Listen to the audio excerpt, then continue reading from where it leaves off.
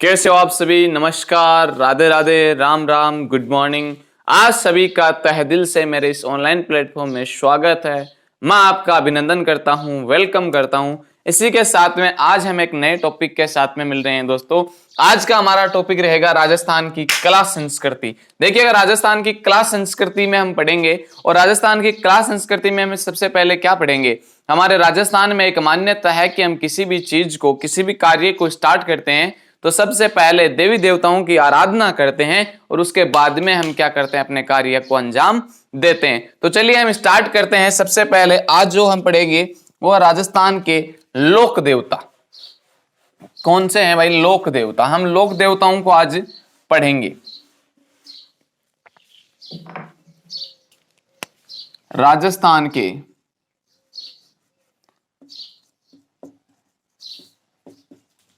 लोक देवता। राजस्थान के लोक देवता। देखिएगा, लोक देवता कहते किसे हैं? सबसे पहले तो हमें इसकी परिभाषा पता होना चाहिए। तो लोक देवता यानी सामान्य जीवन में या सामान्य समाज में, सामान्य समाज में जन्म लेकर अपने अच्छे कार्यों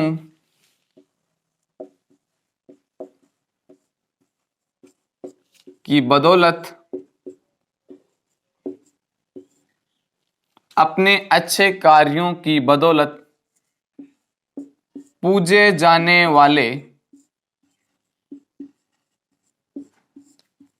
व्यक्ति क्या कहलाते हैं दोस्तों? लोक देवता कहलाते हैं। लोक देवता कहते किसे हैं? कि जिनका जन्म क्या होता है? सामान्य समाज में, यानी हमारे बीच में रहकर वो समाज के प्रति क्या करते हैं? अच्छे कार्य करते हैं और अच्छे कार्य करने के कारण जनता उन्हें किस रूप में पूजने लग जाती है? लोक देवता के रूप में पूजने लग जाती है। उन्हें हम क्या कहते हैं? लोक देवता कहते हैं। तो हमने लिखा कि सामान्य समाज में जन्म लेकर अपने अच्छे कार्यों की बदौलत पूजे जाने वाले व्यक्ति क्या कहलाते हैं? लोक देवता कहलाते हैं। दोस्तों, लोक देवताओं में भी अलग अलग श्रेणी आती है, जिनमें सबसे पहली श्रेणी आती है पीर श्रेणी। पीर श्रेणी के लोक देवता हम पढ़ेंगे। देखिएगा, पीर एक नंबर पे हम श्रेणी लेंगे पीर। बताओ पीर श्रेणी कहते किसे, यानी कौन से होते हैं पीर श्रेणी के लोग? पीर का मतलब क्या होता है? कि ऐसे लोक देवता जिनकी हिंदू भी पूजा करते हैं तथा मुसलमान भी पूजा करते हैं। यानी ऐसे लोक देवता जिनकी हिंदू धर्म में भी पूजा होती है और मुसलमान धर्म में भी उनकी क्या होती है? समान रूप से पूजा होती है। वो लोक देवता कौन से कहलाते हैं? पीर कहलाते हैं। और बताओ राजस्थान में कितने पीर हैं? राजस्थान में 5 पीर हैं, जिन्हें पंच पीर के नाम से जाना जाता है। तो अब देखिएगा, पंच पीर है कौन कौन से? राजस्थान में जो पंच पीर हैं वो पीर कितने हैं? 5 है। और जिनको क्या कहा जाता है? पंच पीर कहा जाता है। किस नाम से जाना जाता है इन्हें? पंच पीर के नाम से जाना जाता है। देखिएगा, पंच पीर है कितने? 5 है। कौन कौन से? सबसे जो बड़ा पीर है रामदेव जी। रामदेव जी, रामदेव जी को कहा जाता है रामसा पीर। 2 नंबर पे आते हैं पाबू जी। कौन से आते हैं? पाबू जी। और पाबू जी क्या थे दोस्तों? राठौड़ थे। क्या थे? राठौड़। 3 नंबर पे आते हैं गोगा जी। बताओ गोगा जी तो क्या थे? चौहान थे। क्या थे? चौहान थे। बताओ 4 नंबर पे कौन सा आएगा? हड़बू जी। 5 नंबर पे बताओ कौन सा आएगा? मेहाजी मांगलिया। मेहाजी मांगलिया।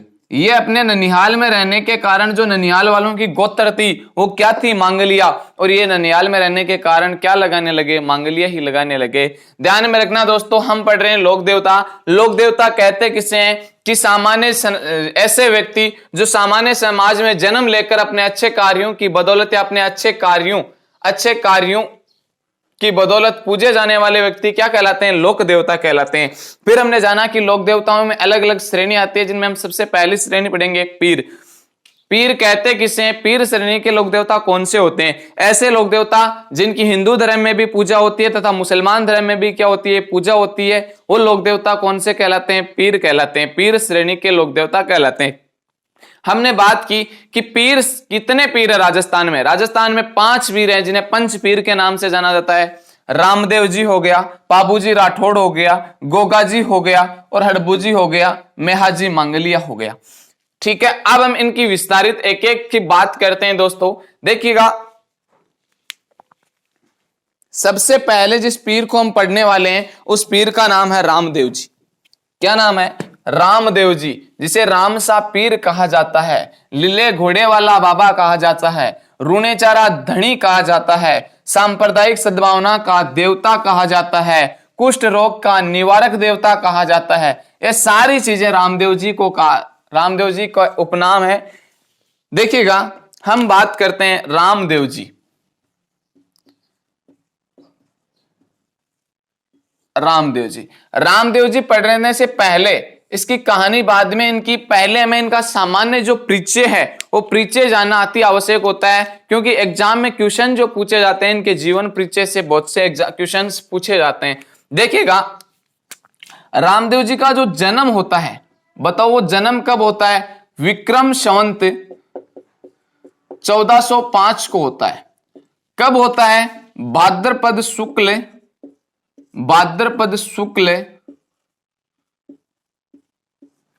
द्वितीया को होता है।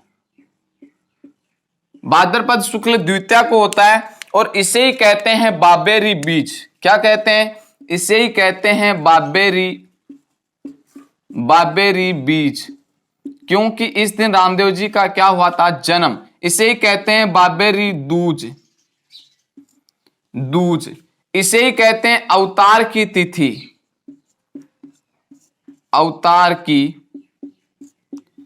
तिथि।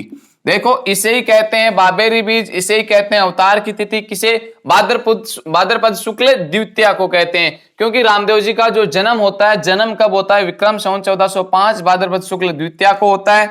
उसके बाद में हम बात करें कि रामदेव जी का जो जन्म स्थान है वो जन्म स्थान कौन सा है। देखिएगा, इनका जो जन्म स्थान है वो उड़ू कश्मीर गांव,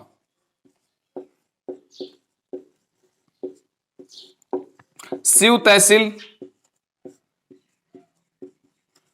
और बताओ, शिव तहसील तो कहां पड़ती है भाई? बाड़मेर। कि रामदेव जी का जो जन्म स्थान है उड़ू कश्मीर गांव, शिव तहसील, बाड़मेर में है। उसके बाद में रामदेव जी का जो पिता है वो पिता कौन थे भाई? रामदेव जी के पिता का नाम था अजमल जी तंवर।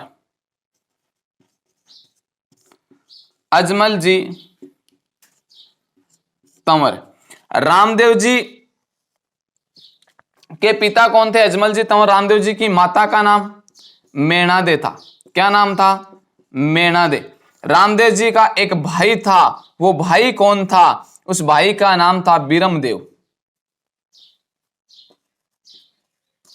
भाई का नाम था बीरमदेव। और इस बीरमदेव को किसका अवतार माना जाता है? इसे बलराम का अवतार माना जाता है।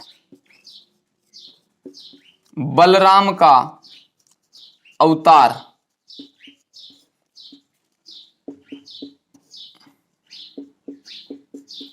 तो बताओ, रामदेव जी किसके अवतार थे? रामदेव जी कृष्ण के अवतार थे। किसके अवतार? कृष्ण के अवतार।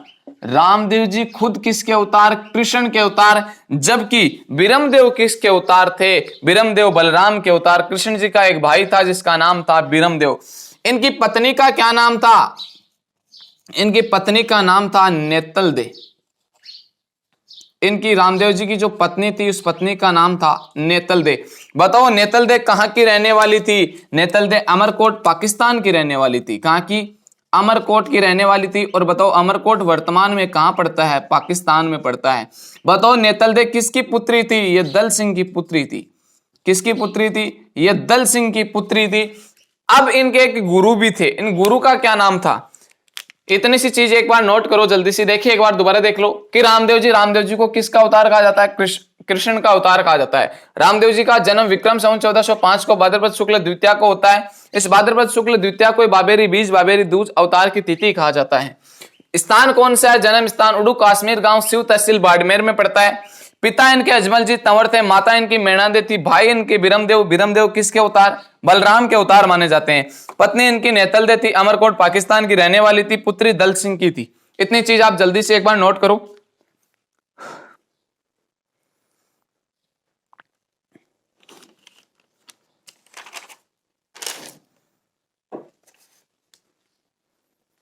चलो कर लिया होगा ना।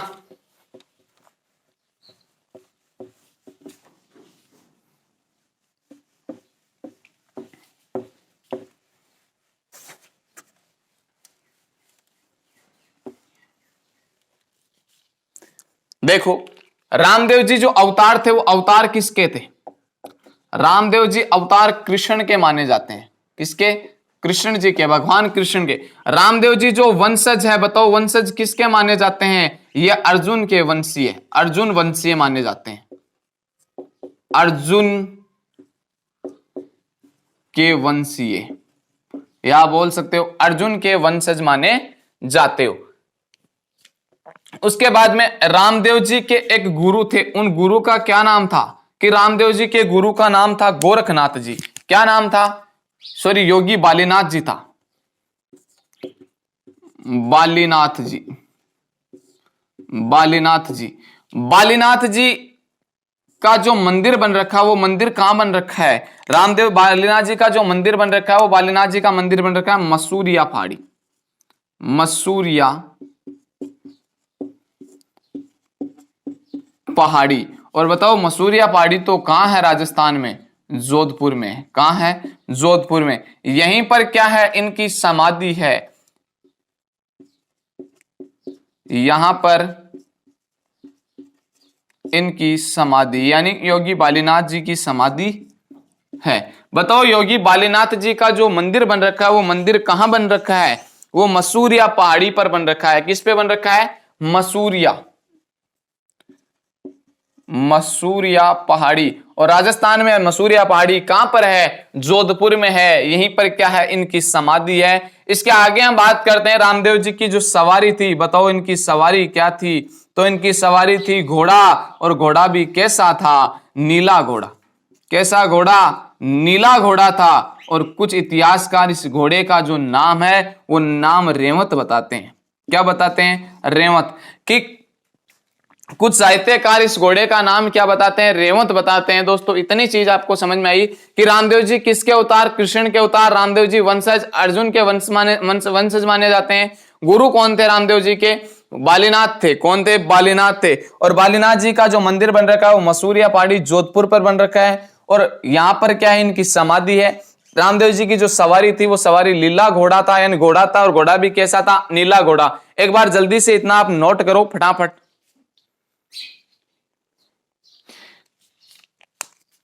रामदेव जी की जो जाति थी, एक चीज ये भी लिख लो, रामदेव जी की जाति क्या थी? राजपूत थी। क्या थी?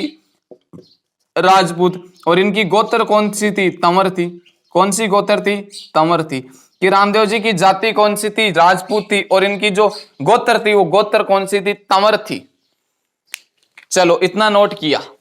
अब देखो विस्तार से इनकी कहानी को स्टार्ट करते हैं कि इनका जीवन का जो आरंभ होता है, इन्होंने अपने जीवन में कौन कौन से ऐसे काम किए जिन्हें इन्हें लोक देवताओं के रूप पे पूजने लगे।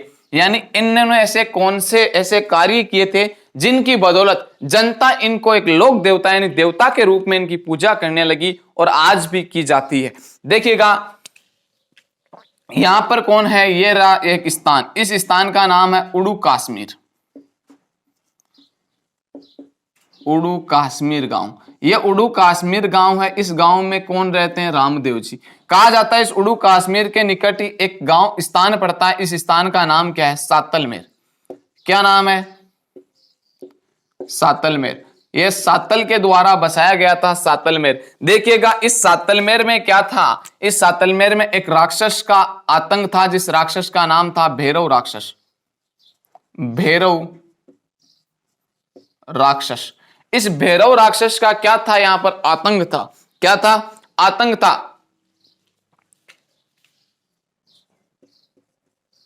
भैरव राक्षस। इस भैरव राक्षस का क्या था दोस्तों? यहां पर आतंक था। कहा जाता है कि सातलमेर में नहीं बल्कि पूरा जो पश्चिमी राजस्थान था, उस पश्चिमी राजस्थान में इसका क्या था? आतंक आतंक था। किसका? इस भैरव राक्षस का। आतंक का मतलब क्या था कि ये गायों की हत्या कर देता, जिंदा व्यक्तियों को निगल जाता था, ये उसने बहुत कुछ यहां पर कर रखा था। यानी अब देखिएगा इस पूरे पश्चिमी राजस्थान में, मैं बोलूं पूरे मारवाड़ में किसका आतंक था? भैरव राक्षस का। इस समय इससे लड़ने वाला या इससे कोई मुकाबला करने वाला कोई व्यक्ति नहीं था। लेकिन कहा जाता है दोस्तों कि रामदेव जी क्या करते हैं, यहाँ आते हैं और रामदेव जी आकर इस भैरव राक्षस का क्या करते हैं? वध कर देते हैं। क्या कर देते हैं?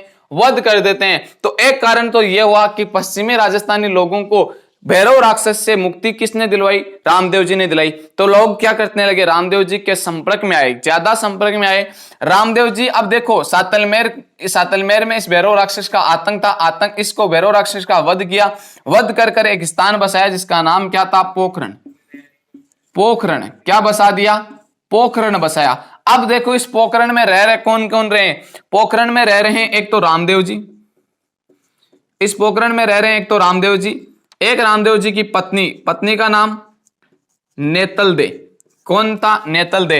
और एक इनकी बहन थी, बहन का नाम क्या था दोस्तों? सुगनाबाई। सुगनाबाई। अब देखिएगा ये तीनों क्या कर रहे हैं? यहां पर रह रहे हैं। अब यहां पर पोखरण इधर एक स्थान पड़ता है, उस स्थान का नाम है पुंगलगढ़। पुंगलगढ़। और पुंगलगढ़ कहां पड़ता है? यह पड़ता है बीकानेर में। कहां पड़ता है? बीकानेर में। कि पुंगलगढ़ कहां पड़ता है? बीकानेर में पड़ता है। और पुंगलगढ़ के एक जागीरदार हुआ करते थे, जागीरदार। ये जागीरदार के नाम था विजय सिंह। क्या नाम था? विजय सिंह। कहा जाता है कि इस विजय सिंह के साथ में क्या हुआ था? इस सुगुणाबाई का विवाह हो जाता है। रामदेव जी क्या करते हैं? सुगुणाबाई का विवाह इस विजय सिंह के साथ में क्या कर देते हैं? तय कर देते हैं। जब सुगुणाबाई का विवाह होता है इस विजय सिंह के साथ में, तो एक बहन को, एक बेटी को, एक लड़की को एक दिन मायके को छोड़कर ससुराल जाना ही होता है। तब इसका विवाह होता है। तो ये रामदेव जी को कहने लगती है कि भाई ये पोखरण छोड़कर मैं नहीं जाऊंगी। क्या करूंगी? कि ये पोखरण छोड़कर मैं कहीं नहीं जाऊंगी। रामदेव जी ने बहुत समझाया, लेकिन सुगुणाबाई कहती है कि भाई इस पोखरण को छोड़कर मैं कहीं नहीं जाने वाली। तब कहा जाता है कि रामदेव जी ने कहा, जा बहन तू भी क्या याद रखेगी, कि जा बहन तू भी क्या याद रखेगी, यह पोखरण मैंने तुम्हें दहेज में दिया। क्या दिया? यह पोखरण मैंने तुम्हें दहेज में दिया। तो क्वेश्चन यह बनता है कि रामदेव जी ने या कौन से लोक देवता ने पोखरण को दहेज में दिया था? तो रामदेव जी ने दिया। किसको दिया? अपनी भाई सुगुणाबाई को दिया था। किसको दिया था? अपनी भाई सुगुणाबाई को क्या दिया था? यह पोखरण दहेज में दिया। अब देखिएगा हमारे हिंदू धर्म में एक मान्यता है दोस्तों कि हमारे बहन का घर का पानी भी नहीं पीते। तो यहाँ पर ये तो बहन के ससुराल में रुक रहे थे, यानी रह रहे थे। तो अब रामदेव जी क्या करते हैं? रामदेव जी अपनी पत्नी को लेकर यहां से रवाना हो जाते हैं और वह रवाना होकर यहां से आते हैं। दोनों यहां तक आते हैं और एक वृक्ष आता है। कहा जाता है एक वृक्ष, इस प्रकार से एक वृक्ष था दोस्तों। उस वृक्ष के नीचे रामदेव जी क्या करते हैं? विश्राम करते हैं। क्या करते हैं? रामदेव जी विश्राम करते हैं। तभी एक रोती हुई एक लड़की आती है, जिस लड़की का नाम था डालीबाई मेघवाल। क्या नाम था उस लड़की का? उस लड़की का नाम था डालीबाई मेघवाल। डालीबाई मेघवाल। रोती हुई ये स्त्री लड़की आती है, रामदेव जी से पूछते हैं कि क्या बात है, रो क्यों रही हो? तो ये लड़की कहती है कि मैं निम्न जाति की होने के कारण ये लोग हमारे साथ में छुआछूत करते हैं, भेदभाव करते हैं और मुझे गांव से बाहर निकाल दिया गया है। कहा जाता है कि रामदेव जी ने इसे डालीबाई को अपनी धर्म की बहन बनाया और धर्म की बहन बनाकर इसे कहां ले गए थे? रूणेचा। देखिएगा रामदेव जी पोखरण से आने के बाद में किसकी स्थापना करते हैं? रूणेचा बसाते हैं। तभी तो इनको कहा जाता है रूणेचारा धनी। किसका धनी कहा जाता है? रूणेचारा धनी कहा जाता है। इतनी बात समझ में आई क्या? कि रामदेव जी यहां से रवाना होकर जाते कहां? रूणेचा। लेकिन रूणेचा पहुंचने से पहले ही रामदेव जी क्या करते हैं? वृक्ष आता है, उस वृक्ष के नीचे स्नान करते हैं, विश्राम करते हैं। तभी वहां पर एक लड़की आती है रोती हुई।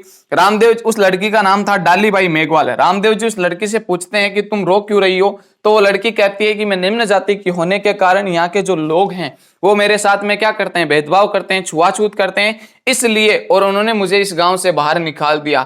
तब रामदेव जी उसे धर्म की बहन बनाते हैं और धर्म की बहन बनाकर कहां ले जाते हैं? रूणेचा ले जाते हैं। आगे की घटना इस प्रकार देखिएगा आप, रूणे चले जाते हैं। इतनी बात तो आपको समझ में आई। कि पोखरण दहेज में दिया, किसने दिया? रामदेव जी ने। किसको दिया? अपनी बहन सुगुणाबाई को दिया। सुगुणाबाई का विवाह पुंगलगढ़ के जागीरदार विजय सिंह के साथ में होता है। किसके साथ में होता है? विजय सिंह के साथ में होता है। और बताओ पुंगलगढ़ कहां पर पड़ता है? बीकानेर में आता है। कहां आता है? बीकानेर में।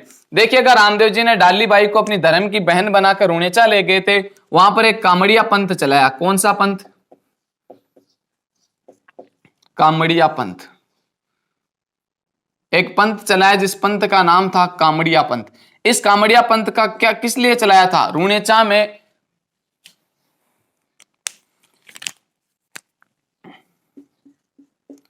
रुणेचा से अछूतों का उद्धार करने के लिए, उद्धार करने के लिए रामदेव जी ने यह पंथ चलाया। यह पंथ चलाया। देखिएगा दोस्तों, रामदेव जी ने अपने रुणेचा से रुणेचा में जो अछूत लोग थे उन अछूतों का उद्धार करने के लिए कौन सा पंथ चलाया था? कामड़िया पंथ चलाया था। कि रामदेव जी ने रुणेचा से अछूतों का उद्धार करने के लिए पंथ चलाया था। अब देखिएगा कि रामदेव जी की एक शिष्या थी। कौन थी? रामदेव जी की एक शिष्या हुआ करती थी। रामदेव जी की शिष्या। उस शिष्या का नाम क्या था? उस शिष्या का नाम था आई माता या बिलोड़ा माता। क्या नाम था? आई माता या बिलोड़ा माता। आई माता या बिलोड़ा माता उस शिष्या का नाम था। ये इस कांवड़िया पंथ से प्रभावित होती है और इसने भी एक पंथ चलाया जिस पंथ का नाम क्या था? आई पंथ। कौन सा पंथ? आई पंथ चलाया। कहा जाता है कि आई पंथ नीम के पेड़ के नीचे से, नीम के वृक्ष के नीचे से चलाया गया। नीचे से चलाया गया। देखो इतनी चीज आपके क्लियर हुई कि नहीं हुई? ध्यान में रखना, रामदेव जी की वैसे तो बहन एक तो सुगुणा थी, एक लाछा भी थी, लेकिन आपको मोस्टली ध्यान में कौन सी रखनी है? सुगुणाबाई। क्योंकि सुगुणाबाई का जो विवाह होता है, विवाह किसके साथ में होता है? विजय सिंह के साथ में होता है। और इन्होंने पोखरण क्या दिया था? दहेज में दिया था। जन मान्यताओं के अनुसार कहा जाता है कि रामदेव जी ने अपनी बहन को पोखरण क्या दिया था? दहेज में दिया था। देखिएगा, रामदेव जी की शिष्या आई माता या बिलोड़ा माता जो रामदेव जी के इस कामड़िया पंथ से प्रभावित होकर एक पंथ चलाया। इस पंथ का नाम क्या था? आई पंथ। और ये आई पंथ कहां से चलाया? नीम के वृक्ष के नीचे से चलाया गया। देखिएगा, मेघवाल जाति के जो भक्त होते हैं उन्हें रीखिया कहा जाता है। अगर आपसे क्वेश्चन पूछा जाए कि रीखिया, बताओ रीखिया किसे कहते हैं, तो लिख देना कि मेघवाल जाति के भक्त रामदेव जी के मेघवाल जाति के भक्त, रामदेव जी के मेघवाल जाति के जो भक्त होते हैं वो भक्त क्या कहलाते हैं? वो भक्त रीखिया कहलाते हैं। क्या कहलाते हैं? वो भक्त रीखिया कहलाते हैं। इतनी बात चीज क्लियर हुई क्या? क्लियर हुई तो अब आगे चलते हैं। देखिएगा,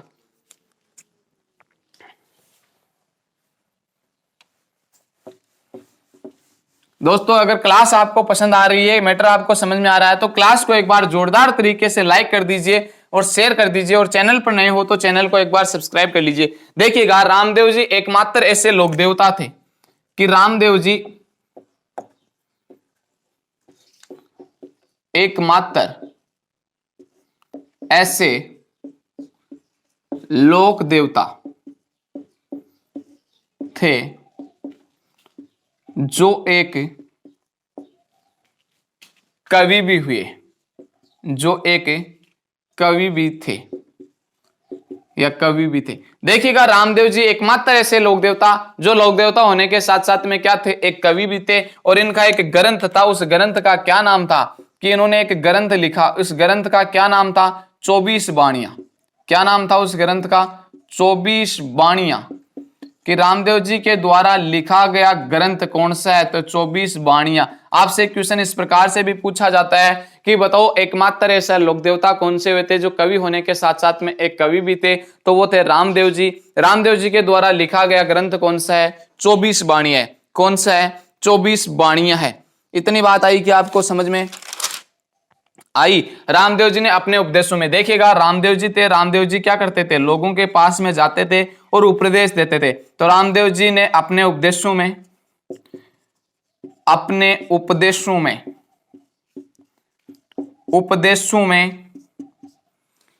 तीर्थ यात्रा व मूर्ति पूजा का विरोध किया था। क्या किया था? विरोध किया था। रामदेव जी ने कहा कि मूर्ति पूजा की बजाय आप निराकार ईश्वर की भक्ति करो, तीर्थ यात्रा पर कम ध्यान दो। इस प्रकार के रामदेव जी ने क्या दिए? उपदेश दिए, जिससे लोगों का जुड़ाव क्या हुआ? रामदेव जी से और अधिक मात्रा में हुआ। और रामदेव जी को लास्ट में रामदेव जी किस रूप में कहलाने लगे? धीरे धीरे वो लोक देवता के रूप में पूजे जाने लगे। इतनी चीज हुई। रामदेव जी एकमात्र ऐसे लोक देवता जो कवि भी थे। समझ में आ गई क्या बात? इतनी नोट की। चलो ठीक है, अब हम बात करते हैं थोड़ी सी आगे। रामदेव जी ने एक मानसरोवर झील का भी निर्माण करवाया था। राम सरोवर झील का निर्माण करवाया था। जिस समय पश्चिमी राजस्थान में जो पेयजल की समस्या थी, उसको पेयजल की यानी राम सरोवर झील का निर्माण करवाकर जो पेयजल की समस्या थी उसको भी खत्म किया था दोस्तों। वो चीजें भी हम पढ़ेंगे। देखिएगा रामदेव जी का जो मंदिर होता है, उस मंदिर की बात करते हैं। रामदेव जी का मंदिर, भाई साहब रामदेव जी का जो मंदिर होता है वो मंदिर किस प्रकार होता है दोस्तों? इस प्रकार से क्या होता है, ये रामदेव जी का, देखिएगा ये क्या है, रामदेव जी का क्या है? मंदिर है। क्या है ये? रामदेव जी का क्या है? मंदिर। ध्यान में रखना, रामदेव जी का जो मंदिर होता है उस मंदिर पर ये पंचरंगी क्या होती है? ध्वजा होती है। कितने रंगी ध्वजा होती है? पंचरंगी ध्वजा होती है। देखिएगा रामदेव जी के मंदिर पर पंचरंगी ध्वजा, पंचरंगी ध्वजा क्या कहलाती है? नेजा कहलाती है। क्या कहलाती है? नेजा कहलाती है। सबसे पहली चीज ध्यान में रखना कि रामदेव जी के मंदिर पर जो पंचरंगी ध्वजा लगी होती है, कितने रंगों की ध्वजा? 5 रंगों से मिलकर बनी होती है। मूलतः 5 रंग कोई से भी हो सकते हैं, और वो ध्वजा क्या कहलाती है? नेजा कहलाती है। रामदेव जी का जो मंदिर होता है वो मंदिर क्या कहलाता है? देवरा कहलाता है। क्या कहलाता है? देवरा कहलाता है। रामदेव जी की जो पूजा की जाती है, वो पूजा किसकी की जाती है दोस्तों? वो पूजा की जाती है आपके चरण चिन्हों की। कि रामदेव जी के मंदिर में पूजा की जाती है चरण चिन्हों की, चरण चिन्हों की। और चरण चिन्हों का मतलब क्या होता है? पगल्याओं की पूजा की जाती है। यानी रामदेव जी के मंदिर में किसकी पूजा होती है? पगल्याओं की पूजा होती है, चरण चिन्हों की पूजा होती है। जो रामदेव जी के जो चरण चिन्हों का जो रखने का स्थान है उसे आलिया कहते हैं। आख या ओलिया आलिया कहते हैं। समझ गए? ताक या आलिया कहते हैं। ठीक है, अब देखिएगा रामदेव जी का जो मंदिर होता है वो मंदिर क्या कहलाता है? देवरा कहलाता है। रामदेव जी के जो ध्वजा होती है, ध्वजा कितने रंगों की? 5 रंगों की होती है। मूलतः 5 रंग कोई से भी हो जाते हैं। रामदेव जी की ध्वजा क्या कहलाती है? नेजा कहलाती है। क्या कहलाती है? नेजा कहलाती है। पूजा चरण चिन्हों की जाती है, पगल्याओं की जाती है। रामदेव जी के मंदिर में क्या होते हैं दोस्तों? घोड़े चढ़ाए जाते हैं कपड़े के, कि कपड़े के घोड़े चढ़ाए जाते हैं, जिन्हें गुड़ले कहा जाता है। जिन्हें क्या कहा जाता है? गुड़ले कहा जाता है। घुड़ले, जिन्हें गुड़ले या घोड़ले कहा जाता है। घोड़ले कहा जाता है, जिन्हें गुड़ले या घोड़ले कहा जाता है। देखिएगा रामदेव जी के मंदिर में कपड़े के घोड़े क्यों चढ़ाए जाते हैं? कहा जाता है कि जब बाल्य अवस्था थी, बचपन था, तब रामदेव जी ने अपने परिवार से जिद की, अपने माता पिता से जिद की कि मुझे घोड़ा चाहिए। मुझे क्या चाहिए? घोड़ा चाहिए। तब कहा जाता है कि रामदेव जी के पिता यानी माता पिताओं ने क्या किया? एक दर्जी को बुलाया, और दर्जी को बुलाकर क्या किया? एक घोड़ा सिलवा दिया। कहा जाता है कि रामदेव जी जैसे ही उस घोड़े पर बैठे, वो घोड़ा कहा हुआ आसमान में। यानी रामदेव जी ने उस घोड़े को क्या, कपड़े के जो घोड़ा था उस घोड़े को आसमान में लेकर उड़ गए। यानी रामदेव जी ने सबसे पहला पर्चा किसको दिखाया था? अपनी माता पिता को दिखाया था, कि जो कपड़े का घोड़ा था उस घोड़े को भी क्या कर दिया? उन्होंने आसमान में उड़ा दिया था। इसलिए बचपन में एक कपड़े के घोड़े को उड़ाने के कारण इसके मंदिर में, इनके मंदिर में क्या चढ़ाए जाते हैं? कपड़े के घोड़े चढ़ाए जाते हैं, जिन्हें गुड़ले या घोड़ले कहा जाता है। इतनी चीज क्लियर हुई तो आगे बढ़े। चलो अब बात करते हैं रामदेव जी ने और क्या क्या किया था। देखिएगा, रामदेव जी ने एक आंदोलन चलाया था जिस आंदोलन का नाम था शुद्धि आंदोलन। कौन सा आंदोलन? रामदेव जी के द्वारा एक आंदोलन चलाया गया था, उस आंदोलन का नाम था शुद्धि आंदोलन। शुद्धि आंदोलन। बताओ शुद्धि आंदोलन किस लिए चलाया गया था? यानी जब मुस्लिम आक्रांताओं के समय, आक्रमणकारियों के समय यहाँ के लोगों को जबरन, हिंदू लोगों को जबरन मुस्लिम बना दिया गया था, उन्हीं लोगों को वापस पूरे विधि विधान के साथ में, पुनः पूरे विधि विधान के साथ में हिंदू धर्म में कन्वर्ट करने के लिए एक आंदोलन चलाया जिस आंदोलन का नाम था शुद्धि आंदोलन। यानी जिन लोगों का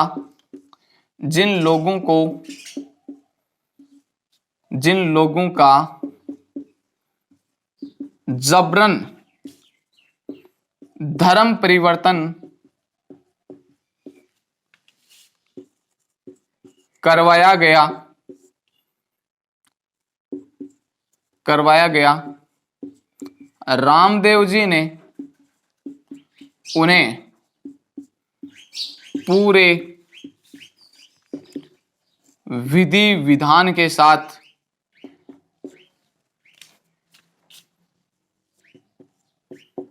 पुनः हिंदू बनाया।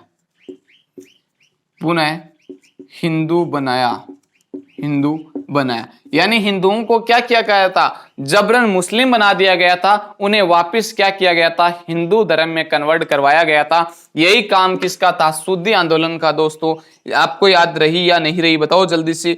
रामदेव जी के जो देखिएगा पैदल जाने वाले जो भक्त होते हैं वो भक्त क्या कहलाते हैं? कि पैदल जाने वाले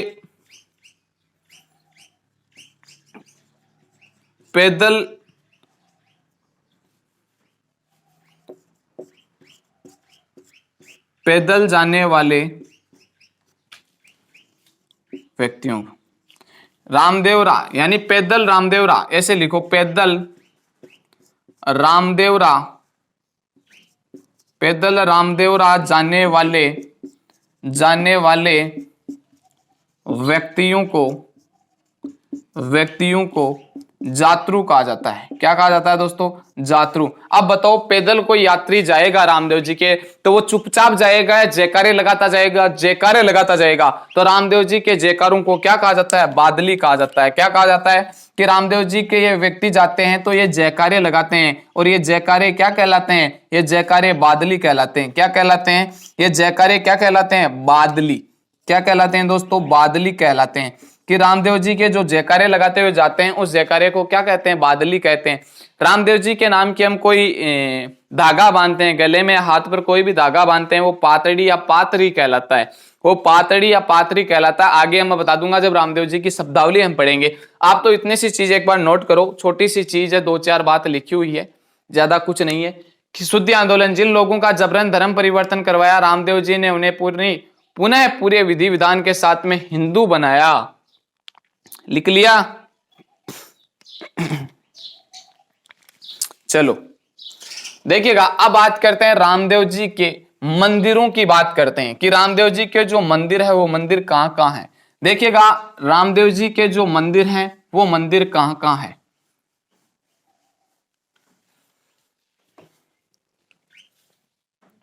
अब हम सबसे पहले बात करते हैं रामदेवरा। रामदेव जी का प्रमुख मंदिर कौन सा मंदिर? प्रमुख मंदिर की हम बात करते हैं। बताओ रामदेव जी का जो प्रमुख मंदिर है वो प्रमुख मंदिर कहां पर है? वो प्रमुख मंदिर है रामदेवरा। और बताओ रामदेवरा कहां है? रुणेचा में है। कहां पर है? रुणेचा। बताओ रुणेचा कहां है? जैसलमेर में। कहां है? जैसलमेर में। यही क्या है? रामदेव जी का प्रमुख पूजा स्थल है। ध्यान में रखना, इस प्रकार का यह मंदिर बन रखा है दोस्तों। इस प्रकार का यह मंदिर बन रखा है। इस मंदिर में हमने बात की कि इसके ऊपर जो ध्वजा लगी होती है वो पंचरंगी ध्वजा होती है जिसे नेजा कहते हैं। रामदेव जी के मंदिर में पूजा जो की जाती है वो चरण चिन्हों की जाती है। किसकी पूजा की जाती है? चरण चिन्हों की पूजा की जाती है। रामदेव जी का जो मंदिर होता है वो देवरा कहलाता है। क्या कहलाता है? देवरा कहलाता है। अब हम इसकी बात आगे की बात करते हैं कि यहां पर क्या होता है, रामदेव जी का एक मेला लगता है। क्या लगता है दोस्तों, यानी रामदेवरा रुणेचा, और रुणेचा में यहाँ क्या लगता है, मेला लगता है। और ये मेला कब लगता है, देखिएगा बात करते हैं इस मेले की कि ये मेला जो होता है वो मेला आरंभ होता है भाद्रपद शुक्ल द्वितीया को। कब होता है ये मेला आरंभ, ये मेला जो आरंभ होता है, आरंभ कब होता है, आरंभ होता है भाद्रपद शुक्ल द्वितीया को, भाद्रपद शुक्ल द्वितीया को, भाद्रपद शुक्ल द्वितीया को आरंभ होता है। देखिएगा इसमें क्या होता है, इस प्रकार का एक रात्रि जागरण होता है। क्या होता है, जो रात्रि का जागरण, इस रात्रि जागरण को बताओ क्या बोला जाता है, जम्मा बोला जाता है। क्या बोला जाता है, जम्मा। इस मंदिर के बाहर क्या होती है, रात्रि का जागरण होता है। मेले की बात कर रहे हैं, इस मेले में क्या होती है, मंदिर के बाहर 13 ताली यानी कामड़िया पंथ की, कामड़िया पंथ की महिलाओं द्वारा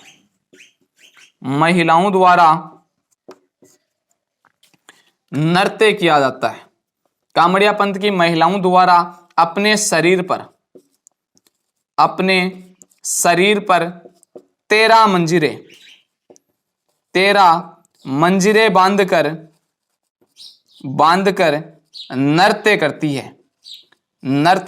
है, जिसे हम किस नाम से जाना जाता है, 13 ताली नृत्य कहते हैं। दोस्तों अपने शरीर पर 13 मंजिलें बांधकर नृत्य करती है, इसलिए इसे 13 ताली नृत्य नहीं कहते हैं, क्योंकि इस नृत्य में 13 प्रकार की कलाएं दिखाई जाती है, इसलिए इसे क्या कहते हैं, 13 ताली नृत्य कहा जाता है। इतनी बात हुई क्लियर। बताओ ये मंदिर, ये मेला है, ये मेला आरंभ तो कब होता है, भाद्रपद शुक्ल द्वितीया को, लेकिन ये जो मेला है वो मेला समाप्त कब होता है, यह मेला समाप्त होता है भाद्रपद शुक्ल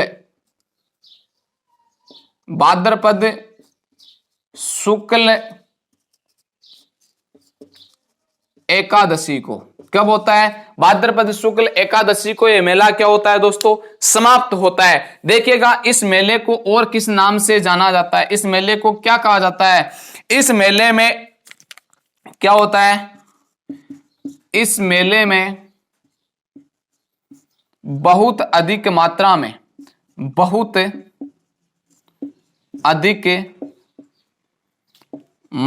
में हिंदू व मुसलमान दोनों आते हैं। इसलिए इससे सांप्रदायिक सद्भावना का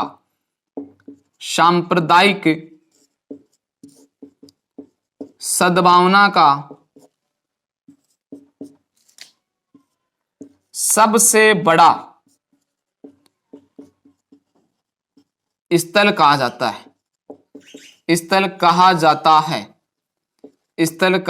है। ध्यान में रखना कि इस मंदिर में क्या, इस मेले में क्या होता है, सबसे बड़ी मात्रा में हिंदू लोग भी आते हैं, यानी हिंदू धर्म के लोग भी आते हैं, मुस्लिम धर्म के भी लोग आते हैं, यानी दो सबसे बड़े धर्म, और दोनों धर्मों के लोग इस मेले में बहुत बड़ी संख्या में आते हैं। इसलिए इस मेले को सांप्रदायिक सद्भावना का क्या कहा जाता है, मेला कहा जाता है। क्या कहा जाता है दोस्तों, सांप्रदायिक सद्भावना का मेला कहा जाता है। इसी मेले को देखिएगा, इस मेला जो रामदेवरा जो रुणीचारा मेला है, रामदेवरा यानी रुणीचा का जो मेला है, उस मेले को क्या कहा जाता है, मारवाड़ का कुंभ कहा जाता है। क्या कहा जाता है, मारवाड़ का कुंभ। ध्यान में रखना, इसे मारवाड़ का कुंभ भी कहा जाता है। क्या कहा जाता है, मारवाड़ का कुंभ, क्योंकि मारवाड़ में सबसे इतना जो बड़ा मेला लगता है वो किसका लगता है, रामदेव जी का लगता है। इससे कक्की मेला कहते हैं। दोस्तों ध्यान में रखना, इसी को क्या कहते हैं, कक्की मेला, इसे क्या कहते हैं, कक्की मेला। देखिएगा एक होता है लक्की मेला, एक होता है कक्की मेला। लक्की मेला उसे कहते हैं जिसमें लाखों की संख्या में लोग वहां पर आते हैं, लेकिन कक्की मेला उसे कहते हैं जिसमें करोड़ों की तादाद में लोग क्या करते हैं, वहां पर आते हैं। तो ये चीज आपको ध्यान में रखना है कि हमने पढ़ रहे थे रामदेव जी के प्रमुख मंदिर, और प्रमुख मंदिरों में सबसे पहला मंदिर कौन सा है, रामदेवरा। रामदेवरा जो मंदिर है वो रामदेवरा मंदिर कहां पर है, रुणेचा में है। रुणेचा कहां पर है, जैसलमेर में। इसी रामदेवरा में एक मेला बढ़ता है। रामदेवरा में क्या बढ़ता है, एक मेला बढ़ता है। ये मेला आरंभ कब होता है, भाद्रपद शुक्ल द्वितीया को आरंभ होता है। समाप्त कब होता है, भाद्रपद शुक्ल एकादशी को यह मेला समाप्त होता है। लेकिन उस बीच यहाँ पर क्या होता है कि इस मेले में रात्रि का एक जागरण होता है, जिस जागरण को क्या बोला जाता है, जंबा कहा जाता है। क्या कहा जाता है, जंबा। और इस मंदिर में होता है क्या है कि मंदिर के बाहर कामड़िया पंथ की जो महिलाएं होती है वो अपने शरीर पर 13 मंजीरे बांधकर एक नृत्य करती है, जिसे 13 ताली नृत्य कहते हैं। इसे 13 ताली नृत्य इसलिए नहीं कहते कि अपने शरीर पर 13 मंजीरे बांधकर यह नृत्य करती है, इसलिए कहा जाता है क्योंकि इस नृत्य में 13 प्रकार की क्या दिखाई जाती है, कलाएं दिखाई जाती है। इस मेले में हिंदू व मुस्लिम धर्म के समान इस मेले में हिंदू व मुस्लिम धर्म के दोनों लोग समान रूप से आते हैं, इसलिए यहाँ पर सांप्रदायिक सद्भावना का यह सबसे बड़ा स्थल कहा जाता है। यानी सांप्रदायिक सद्भावना का सबसे बड़ा जो स्थल है वो रामदेवरा रुणेचा को कहा जाता है, जो जैसलमेर में है। इसी मेले को क्या कहा जाता है, यानी रुणेचा का जो मेला होता है इसी मेले को क्या कहा जाता है, मारवाड़ कुंभ कहा जाता है। इसी को लक्की मेला कहा जाता है। इतनी चीज हुई क्लियर, आगे चलते हैं। बताओ जल्दी से, हुई तो चलो देखिएगा। रामदेव जी के जो प्रमुख मेला था, और यही रामदेव जी का क्या है, प्रमुख पूजा स्थल है। ध्यान में रखने योग्य बात है कि रामदेव जी का सबसे बड़ा, कि भारत में क्या है, ये रामदेव जी का सबसे बड़ा मेला है, और रामदेव जी का सबसे बड़ा पूजा स्थल भी कौन सा है, यही है। कौन सा, रामदेवरा। रामदेवरा कहां पड़ता है दोस्तों, जैसलमेर में पड़ता है। देखिएगा रामदेव जी के अन्य मंदिरों की हम बात करते हैं। अन्य मंदिर, बताओ रामदेव जी के अन्य मंदिरों की हम बात करते हैं तो एक आता है जूनागढ़। ये जूनागढ़ जो स्थान आता है वो कहां पर आता है, गुजरात में। कहां आता है, गुजरात। और इसको कहा जाता है कि रामदेव जी का भारत का, इसे कहा जाता है पूरे भारत का छोटा या मिनी रामदेवरा, या मिनी रामदेवरा, कि पूरे भारत का मिनी रामदेवरा या छोटा रामदेवरा किसे कहा जाता है, जूनागढ़। जूनागढ़ जो स्थान कहां पर है, गुजरात में। यहां पर भी क्या बन रखा है, रामदेव जी का मंदिर बन रखा है। उसके बाद में आप कहोगे कि पूरे जो राजस्थान का छोटा रामदेवरा है वो किसे कहते हैं, तो दोस्तों 2 नंबर पे एक स्थान आता है खुड़ियास। कौन सा स्थान आता है, खुड़ियास।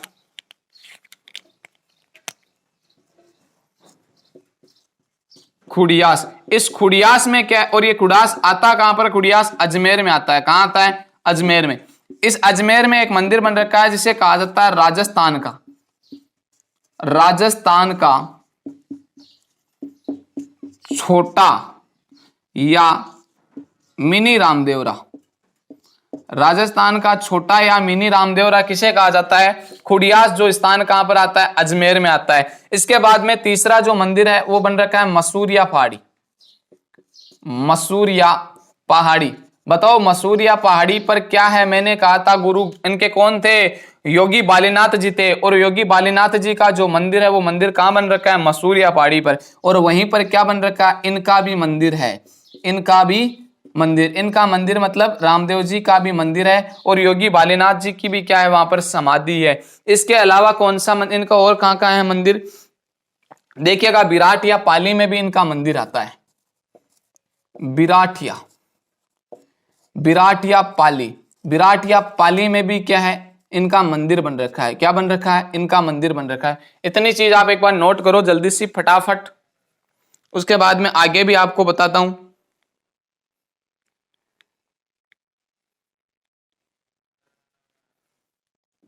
चलो कर लिया। तो ये हुई प्रमुख मंदिरों की बात। 1-2 मंदिर और बचते हैं, देखो वो भी मैं आपको करवा देता हूं।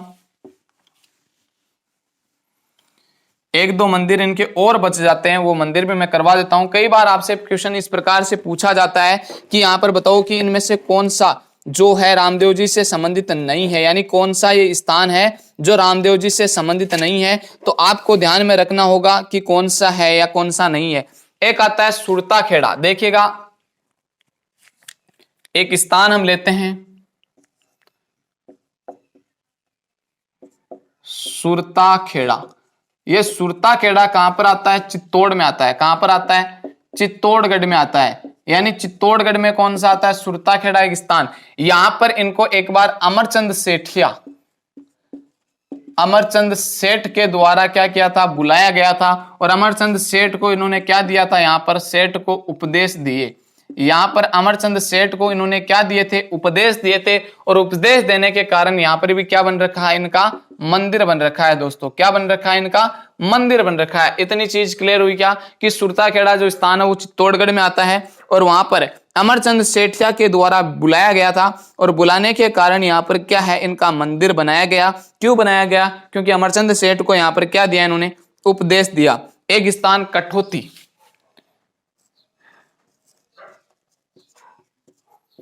कटौती स्थान कहां पर है? नागौर में। कहां पर है? नागौर में। दोस्तों यहां पर भी इनका मेला है जहां किस नाम से प्रसिद्ध है? चावलों की लूट। चावलों की लूट, यानी इसके मेले को, इनके जो मेला होता है उस मेलों को क्या बोला जाता है? यानी यहाँ पर चावलों की लूट प्रसिद्ध है, इसलिए इनके मेले को बोला जाता है चावला मेला। क्या बोला जाता है?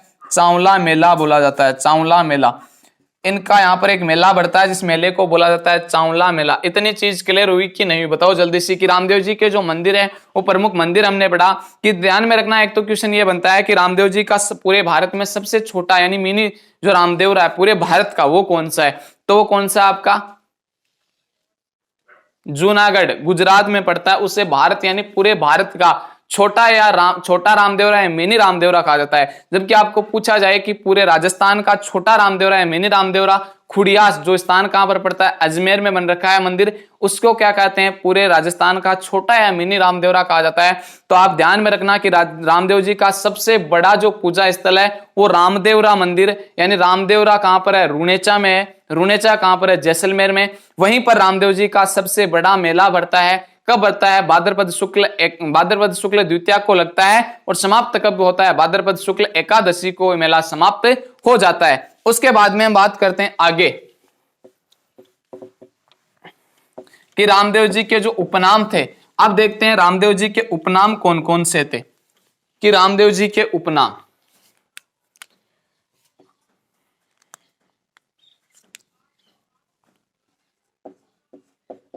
उपनाम बताओ रामदेव जी के जो उपनाम थे वो उपनाम कौन कौन से थे? तो रामदेव जी की, एक मिनट रुक जाओ, मैं आपको थोड़ा सा मार्कर चेंज कर लेता हूं भाई।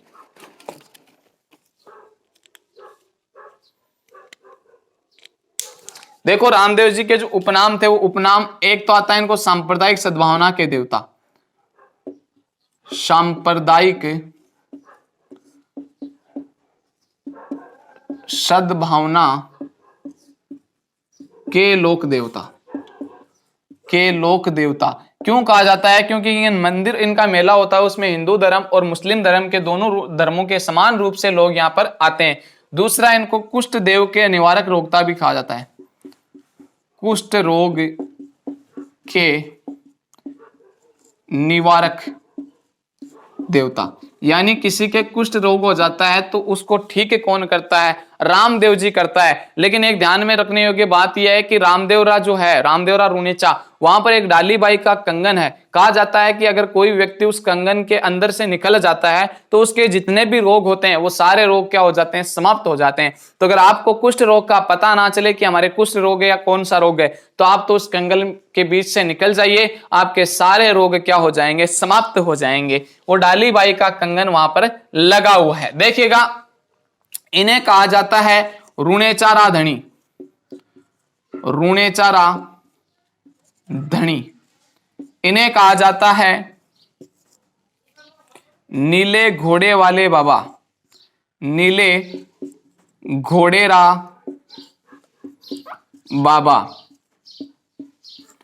इन्हें कहा जाता है देखिएगा इतिहास में जो नीले घोड़े वाले बाबा है वो किस घोड़े वाले बाबा कहा जाता है, इतिहास में घोड़े वाले बाबा किसे कहा जाता है, कर्नल जेम्स टोड को कहा जाता है। क्योंकि कर्नल जेम्स टोड जिस भी रियासत में जाते थे वो घोड़े पर सवार होकर जाते थे, और जिस रियासत में जाते थे वहां की महिलाएं थाल सजाकर माथे पर तिलक तिलक लगाकर उनका क्या करती थी, स्वागत करती थी, इस्तकबाल करती थी। इसलिए उन्हें किस नाम से जाना जाता है, घोड़े वाले बाबा। कर्नल जेम्स टोड को ही कहा जाता है राजस्थान के इतिहास का पिता, राजस्थान के इतिहास का जनक। क्यों? क्योंकि सबसे पहले कर्नल जेम्स टोड ने राजस्थान के इतिहास को एक क्रमबद्ध रूप से, विस्तृत रूप से लिखा था, इसलिए इन्हें राजस्थान के इतिहास का जनक यानी पिता भी कहा जाता है। हम चलते हैं अपनी कला संस्कृति की ओर। अब इन्हें देखो, इन्हें कहा जाता है रामसा पीर, रामसा पीर यानी पीरों के पीर, पीरों के पीर। अब बताओ इन्हें पीरों के पीर किसके द्वारा कहा गया? देखने योग्य, समझने योग्य बात यह है कि इन्हें पीरों के पीर किसके द्वारा। देखिएगा एक यहां पर स्थान आता है, जिस स्थान का एक इस प्रकार से एक वृक्ष था, उस वृक्ष का कौन सा वृक्ष था? पीपली का वृक्ष। कौन सा वृक्ष था? पीपली का वृक्ष। कहा जाता है कि मक्का मदीना से क्या आए थे? पंच पीर आए थे। कितने पीर आए थे? पंच पीर। मक्का मदीना से कितने पीर आए थे? पंच पीर आए थे। कितने पीर? ये पंच पीर क्या करते हैं, यहां पर आते हैं, और ये आते हैं किस लिए? रामदेव जी से बातचीत करने के लिए, रामदेव जी की परीक्षा लेने के लिए आते हैं। और ये पंच पीर आते हैं और आकर किसके नीचे? इस पीपली के नीचे रुकते हैं। तब से इस पीपली का नाम क्या हो गया था? पंच पीपली। क्या हो गया? पंच पीपली। धीरे धीरे अब इस पूरे स्थान को ही क्या कहा जाने लगा? पंच पीपली। पोखरण के नजदीक आता है। देखिएगा इस पीपली के नीचे रुके रामदेव जी से बातचीत कर रहे थे। शाम का समय हो गया था, तो रामदेव जी ने कहा आओ भोजन कर लेते हैं, रात का समय हो गया है। भोजन राजस्थानी भाषा में क्या कहते हैं? ब्यालू कहते हैं, और हम इंग्लिश में क्या कहते हैं? डिनर कहते हैं। तो रामदेव जी ने कहा ब्यालू वगैरह कर लीजिए, आ जाओ डिनर वगैरह करते हैं साथ में। तो इन्होंने कहा नहीं, हम भोजन नहीं कर सकते। तो रामदेव जी ने कहा क्यों नहीं कर सकते, क्या कारण है? तो इन्होंने कहा हम भोजन सिर्फ सोने के पात्रों में करते हैं।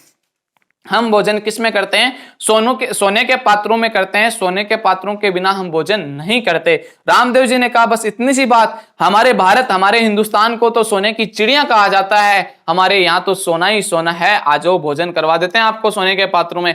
मक्का से आए जो पांच पीर थे उन्होंने कहा नहीं, हम तो सोने के बर्तनों, ऐसे इन सोने के बर्तनों में भोजन नहीं करेंगे, हम तो उन्हीं बर्तनों में भोजन करते हैं, उन्हीं सोने के पात्रों में भोजन करते हैं जो हमारे हैं, यानी हमारे जो मक्का में पड़े हैं, हम तो उन्हीं में भोजन करते हैं। रामदेव जी ने कहा बस इतनी सी बात, अभी फ्लाइट आ रही है, एयर इंडियन की फ्लाइट आ रही है, वहां से आपके भोजन वो पात्र हैं वो मंगवा देते हैं।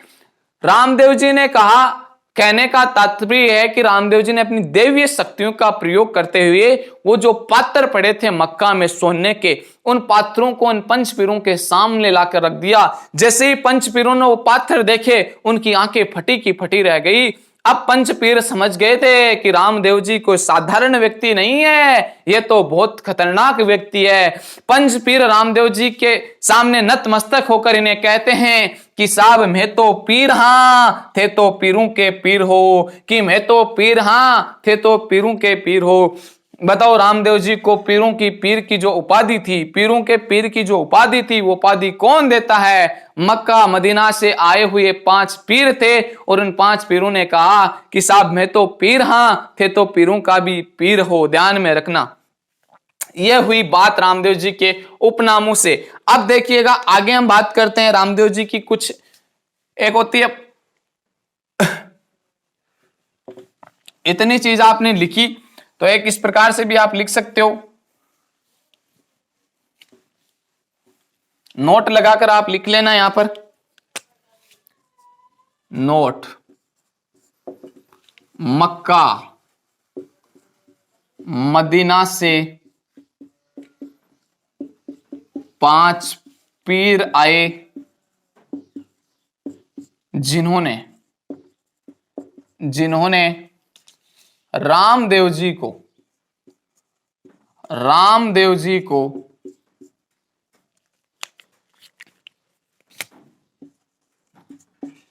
पीरों का या पीरों के पीर की उपाधि दी, या पीरों के पीर कहा उपाधि दी। ये चीज आपको ध्यान में रखनी है कि मक्का मदीना से कितने पीर रहे थे, 5 पीर रहे थे। और इन 5 पीरों ने क्या कहा था कि रामदेव जी को कहा कि मैं तो पीर, हाँ थे तो पीरों के पीर हो। अब देखिएगा रामदेव जी के जो प्रमुख भक्त थे, रामदेव जी के प्रमुख भक्त या सहयोगी में लिखूं तो वो सहयोगी कौन कौन से थे। देखिएगा 1 नंबर पे आता है रत्ना राय का। कौन आता है? रत्ना राय का। 2 नंबर पे आता है लक्की बंजारा, लक्की बंजारा। 3 नंबर पे आता है आपका हरजी भाटी, हरजी भाटी। बताओ हरजी भाटी कहां का था? ओसिया। ओसिया कहां का है? ओसिया कहां है? जोधपुर में। कहां है? जोधपुर में। इस ओसिया को ही कहा जाता है राजस्थान का भुवनेश्वर, इसे ही कहा जाता है राजस्थान का कर्नाटक, यानी इसे ही कहा जाता है राजस्थान का भुवनेश्वर, इसे ही क्या कहा जाता है? राजस्थान का उड़ीसा कहा जाता है। क्या कहा जाता है इसे? राजस्थान का उड़ीसा कहा जाता है। ध्यान में रखने योग्य बात है कि इनके द्वारा हरजी भाटी ने वैसे तो बहुत सारे ग्रंथ लिखे थे, लेकिन इनके 2 ग्रंथ महत्वपूर्ण है। इनका एक ग्रंथ था जिसका नाम था बहादवारी महिमा, बहादवारी महिमा। दूसरा ग्रंथ इनका था गुरु पुराण। कौन सा? गुरु पुराण। ध्यान में रखना ये 2 ग्रंथ किसके द्वारा लिखे गए थे? हरजी भाटी के द्वारा। एक तो बहादवारी महिमा, दूसरा गुरु पुराण था। देखिएगा नोट लगाकर हमने 2 बात लिखी कि मक्का मदीना से आए कितने पीर? मक्का मदीना यानी सऊदी अरब, सऊदी अरब से आए 5 पीर थे जिन्होंने रामदेव जी को 5 पीरों के पीर की उपाधि दी। किसकी उपाधि दी? पीरों के पीर की उपाधि दी। इनके जो भक्त थे, सहयोगी थे, वो एक तो रत्ना राय का, दूसरा लक्की बंजारा, तीसरा हरजी भाटी था। हरजी भाटी ओसिया, ओसिया जोधपुर का था। ओसिया को कहा जाता है राजस्थान का भुवनेश्वर, राजस्थान का उड़ीसा कहा जाता है। इतनी चीज एक बार नोट करो जल्दी से, या स्क्रीनशॉट ले लीजिए आप।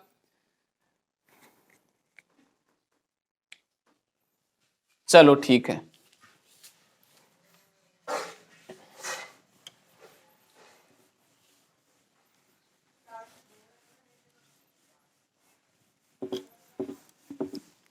देखिएगा अब बात करते हैं कि रामदेव जी के बताओ गीत कब गाए जाते हैं? रंबत नाट्य आरंभ होने से पहले क्या गाए जाते हैं? रामदेव जी के गीत गाए जाते हैं। देखिएगा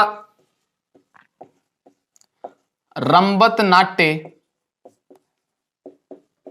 आरंभ होने से पहले, आरंभ होने से पहले रामदेव जी के गीत गाए जाते हैं। क्या गाए जाते हैं? गीत गाए जाते हैं। देखिएगा क्वेश्चन आपसे पूछा जाता है कि रंबत नाट्य आरंभ होने से पहले कौन से लोक देवता के गीत गाए जाते हैं, तो लोक देवता कौन सा आता है आपका? रामदेव जी आता है। रामदेव जी की फड़ की मैं बात करूं, किसकी बात करते हैं? रामदेव जी की फड़, रामदेव जी की फड़। तो बताओ रामदेव जी की फड़ कौन गाता है भाई?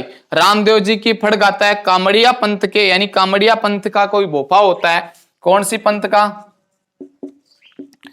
कामड़िया पंथ के बोफे के द्वारा, बोपे के द्वारा कौन से वाद्य यंत्र है? रावण, रावण हत्ता वाद्य यंत्र के साथ, वाद्य यंत्र के साथ बांची जाती है, बांची जाती है। कि रामदेव जी की जो फड़ है वो कामड़िया पंथ का जो भोपा होता है, कामड़िया पंथ का भोपा, यानी कामड़िया पंथ के भोपे के द्वारा रावण हत्या वाद्य यंत्र के साथ में क्या जाती है? बांची जाती है। किसकी फड़? रामदेव जी की फड़। ध्यान में रखना रामदेव जी की फड़ में, कि रामदेव जी की जो फड़ है, इस फड़ में रामदेव जी की फड़ में बोफों द्वारा रामदेव जी के ब्यावले, ब्यावले गाए जाते हैं। क्या गाए जाते हैं? ब्यावले गाए जाते हैं। ध्यान में रखना कि रामदेव जी की क्या गाए जाते हैं? रामदेव जी की जो फड़ होती है उस फड़ में रामदेव जी के क्या गाए जाते हैं? ब्यावले गाए जाते हैं। यानी ब्यावले क्या गाए जाते हैं? ब्यावले। इतनी सी चीज एक बार नोट करो जल्दी सी फटाफट आप, उसके बाद में हम आगे चलते हैं।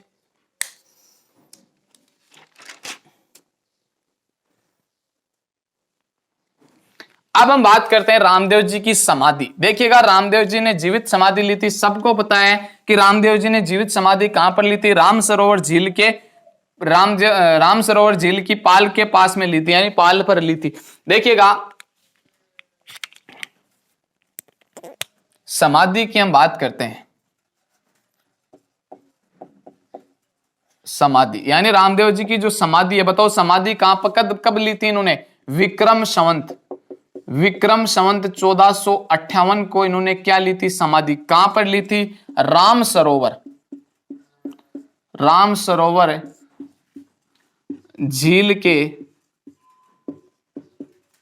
पाल पर इन्होंने क्या ली थी, समाधि ली थी। और ध्यान में रखना कि यहां पर इन्होंने समाधि ली, इस समाधि से एक दिन पहले यहां पर समाधि किसने ली थी, यहां पर एक दिन समाधि पहले किसने ली थी, ये समाधि ली थी इनकी बहन डालीबाई ने। और ये समाधि ये जो ली थी ये कौन सी समाधि है, जीवित समाधि। कौन सी समाधि ली थी इन्होंने, जीवित समाधि ली थी, जीवित समाधि।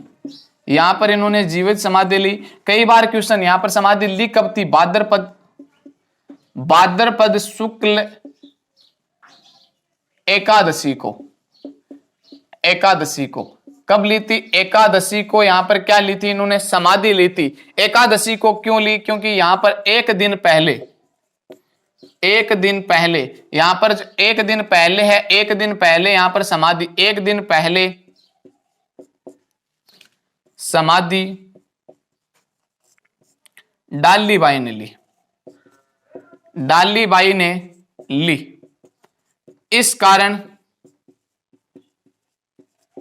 यहां पर डालीबाई का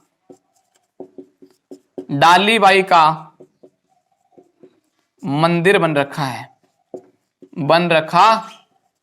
है कि डालीबाई ने एक दिन पहले यहां पर क्या ले ली थी, समाधि ले ली थी, इसलिए यहां पर डालीबाई का क्या बन रखा है, मंदिर बन रखा है। इतनी बात क्लियर हुई क्या, बताओ हुई क्या, कब ली थी रामदेव जी ने समाधि, तो रामदेव जी ने समाधि कब ली थी, जल्दी से बताओ कि रामदेव जी ने समाधि ली थी कब ली।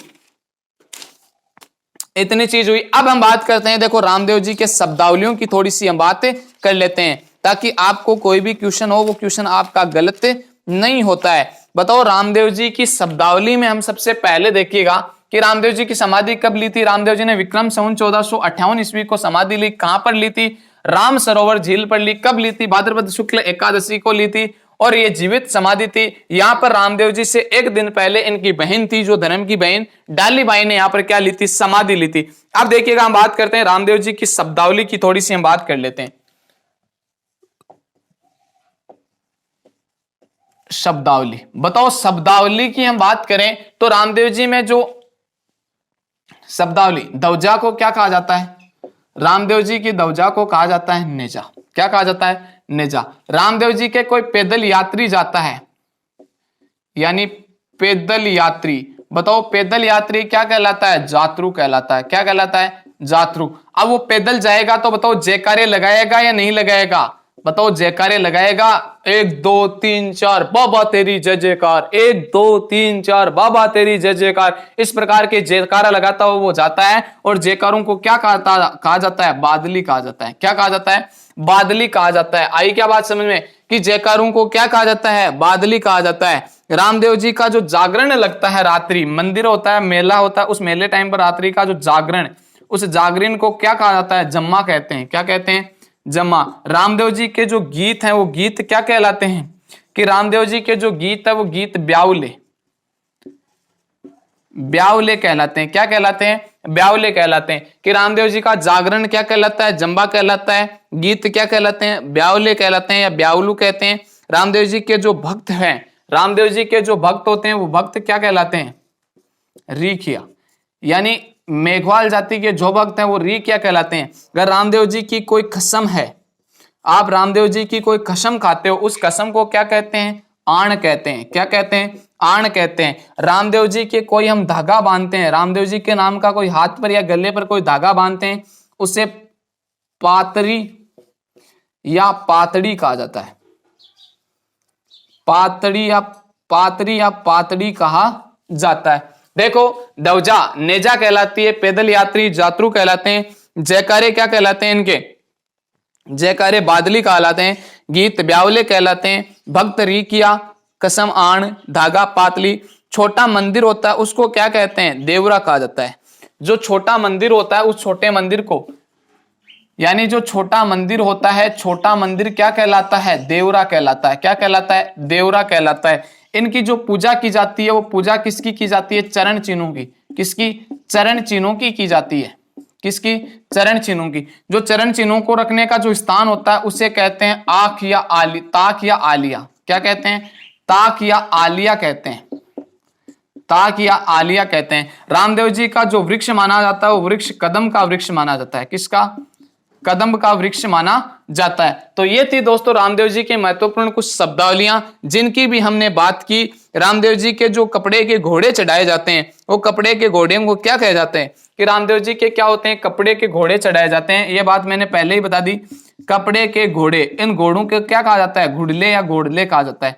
घुड़ले या घोड़ले कहा जाता है, घुड़ले या घोड़ले कहा जाता है। तो एक बार आप देख लीजिए शब्दावली मैंने इस प्रकार से आपको करवाई कि जितने भी शब्दावली रामदेव जी के बारे में थी वो सारी, यानी पूरे रामदेव जी को हमने एक एक पॉइंट की दृष्टि से इंपॉर्टेंट, क्वेश्चन की दृष्टि से इंपॉर्टेंट बनाकर पढ़ा है। पूरे रामदेव जी को हमने विधि विधान के साथ में इस क्लास का समापन किया है दोस्तों। इसी के साथ में आप सभी को धन्यवाद कहता हूं और आप सभी से ये आग्रह करता हूं कि आपको ये क्लास पसंद आई होगी तो क्लास को एक बार जोरदार तरीके से लाइक कर दीजिए, शेयर कर दीजिए और चैनल पर नए हो तो चैनल को सब्सक्राइब कर लीजिए। मिलते हैं अगले नेक्स्ट लोक देवता के साथ में, तब तक के लिए धन्यवाद दोस्तों।